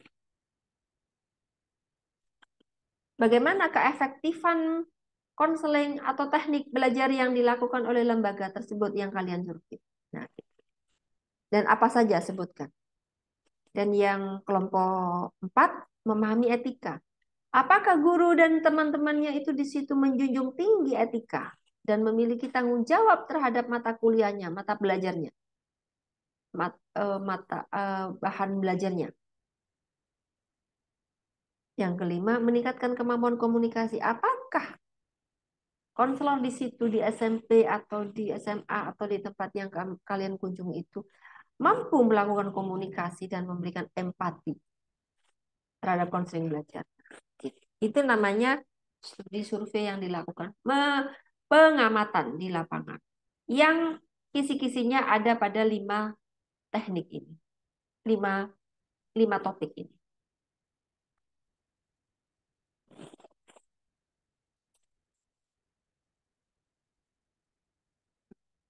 Ini sampai lakukan itu dalam 1 semester. Endingnya dari mata kuliah ini bisa berupa artikel, bisa berupa buku. Kalau buku apa? Ya, bab satunya tentang serba-serbi, tentang konseling belajar, konseling. Kalau kalau mata kuliah konseling belajar ya konseling belajar, kalau mata kuliah konseling karir ya karir dan lain sebagainya. Kemudian di dalamnya bab satunya, bab duanya ada mata kuliah, ada yang survei tadi yang bab 1. Kemudian topik 1. Kemudian yang bab duanya tentang hasil survei yang topik 2 dan seterusnya. Begitu pula di mata kuliah karir dan konseling individu dan sosial. Apakah bisa memahami bahasa saya?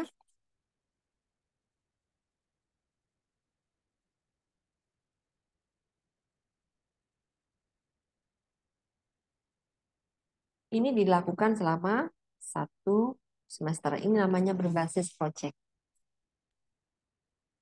Kalian mencari sendiri bahannya sambil diskusi sama saya. Ya ketika kuliah begini, Bu, saya mengalami seperti ini, Bu, di lapangan. Bu, ternyata, Bu, konseling itu di sana ada, Bu, yang baru. Tidak ada, Bu, dalam teori. Ternyata dia melakukan konseling sendiri. Nah, itu dia. Dan sekarang sudah banyak pengembangan-pengembangan dari konseling itu sesuai dengan budaya di daerah masing-masing.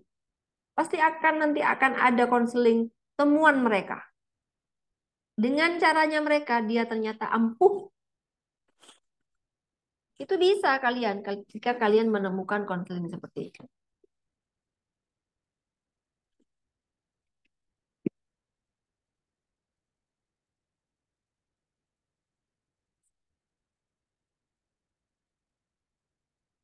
Mata kuliah saya 3 ini jam 10.15 sudah berakhir. Jadi kurang 10 menit lagi. Kurang 7 menit. Silakan diskusi kalian tentang tugas akhir. Bertanya, silakan.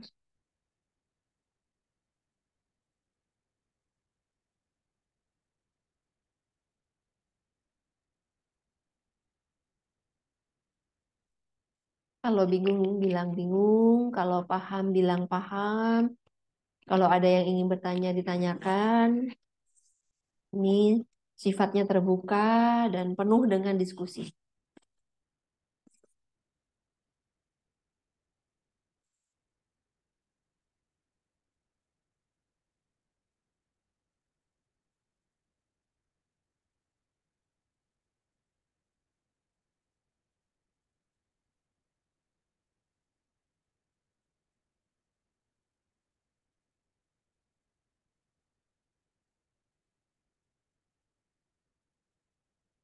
Bagaimana? Ada info-info? Bun, Mbak.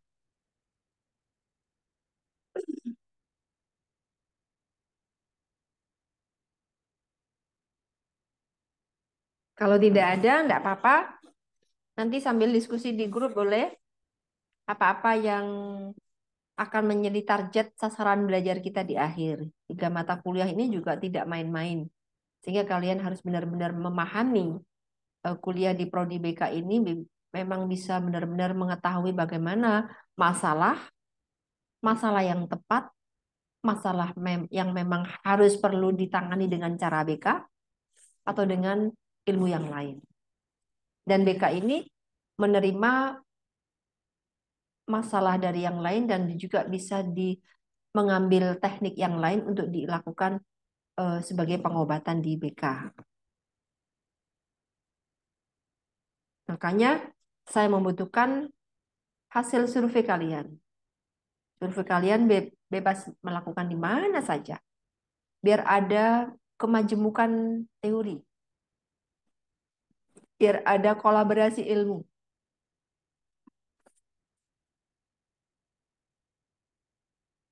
Menemukan di mana saja boleh, silakan. Baik dengan memblended hasil temuan di pondok, boleh.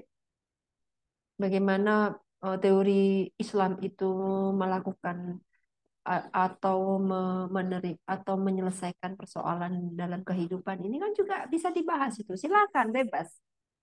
Saya orang Islam, jadi bisa menggunakan ini. Ini selama ini kan yang digunakan adalah teori dari orang Barat kan. Memang dia yang menemukan awal. Padahal kita di Islam juga ada solusi atau konseling Islam. Silakan, tidak apa-apa. Sifatnya ini adalah diskusi dan mendapatkan temuan-temuan baru bagi anak-anak milenial. Tidak harus menggunakan BK yang seperti yang kemarin-kemarin, tidak harus ya. Kalau saya senang perubahan dan senang pembaharuan dan senang novelty, hal yang baru. Dari kalian ini yang akan mendapatkan informasi-informasi baru. Untuk generasi yang sudah tua-tua, ya mungkin seperti itu. Tapi bagaimana tangkap modalnya anak-anak? Kan beda dengan orang-orang kecil. Itu sih. Itu kenapa saya menggunakan belajar berbasis project itu. Supaya ada kekinian, pembaharuan tentang teori-teori yang akan kita pakai dalam penyelesaian BK di Indonesia. Saya kira begitu ya, Fatia. Silakan dipresensi. Ini hadir semua ya. Hadir semua. Ada satu yang nggak hadir, Bu. Ya, Sakit. Ya, nanti ditulis ya yang nggak hadir, ditulis karena sakit. Itu. Nanti saya pasrahkan kepada Fatia untuk ngurus presensinya. Oke, saya kira itu dulu. Ada pertanyaan?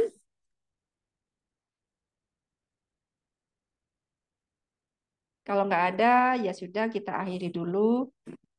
Dan memang kalau nanti ada pertanyaan, silahkan pertanyaan itu dikirim di grup boleh. Kalau nggak jelas, kalau kurang apa, butuh informasi apa, silakan. Itu bisa dikirim di grup kita. Dan grup kita itu berlaku 24 jam, boleh. Insya Allah jika saya sedang bisa menjawab, ya langsung saya jawab. Kalau saya lagi kegiatan di luar, ya mohon maaf, saya juga banyak kegiatan di luar. Di luar itu saya sebagai periset, saya sebagai asesor. Jadi pekerjaan saya selalu di luar. Lebih banyak di luarnya daripada di dalamnya. Makanya kalau kita belajar online, ketika saya penugasan di mana-mana, itu tetap bisa lakukan. Dan saat ini saya eh, sedang masa penelitian di 4 provinsi, Gorontalo, Palangkaraya, dan Pontianak. Jadi saya jarang muncul di kampus karena saya ditugaskan sebagai lagi ada tugas dalam setahun ini. Sebenarnya tugasnya 2 tahun sih. Jadi saya melanglang di 4 provinsi itu setiap saat. Tapi makanya saya arahkan ke hari Jumat supaya kita bisa bertemu gitu. Ketika saya jadwal di hari Jumat untuk bertemu dengan mahasiswa. Kalau hari Senin sampai hari Kamis, bimbingan saya banyak mahasiswa kakak-kakakmu itu wah hebat-hebat itu. Perlu perhatian khusus. Saya layani 24 jam. Cuman ketika saya tidur, saya bilang saya tidur ya gitu.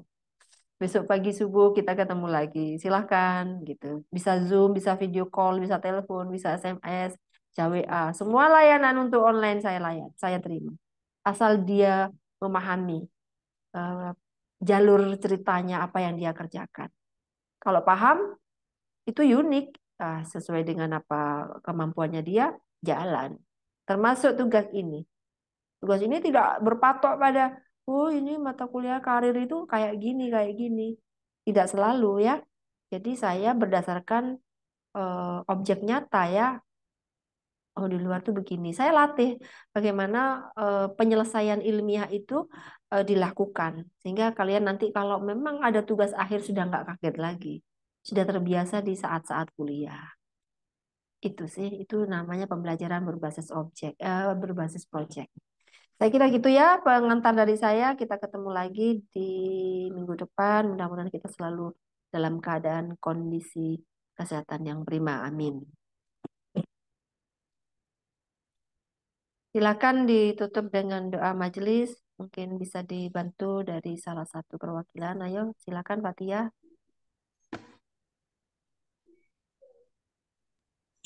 Baik, mari kita tutup perkuliahan kita hari ini dengan membaca doa kafaratul majelis.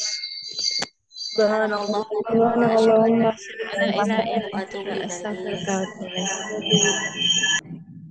Ya, terima kasih ya. Kita jumpa lagi minggu depan.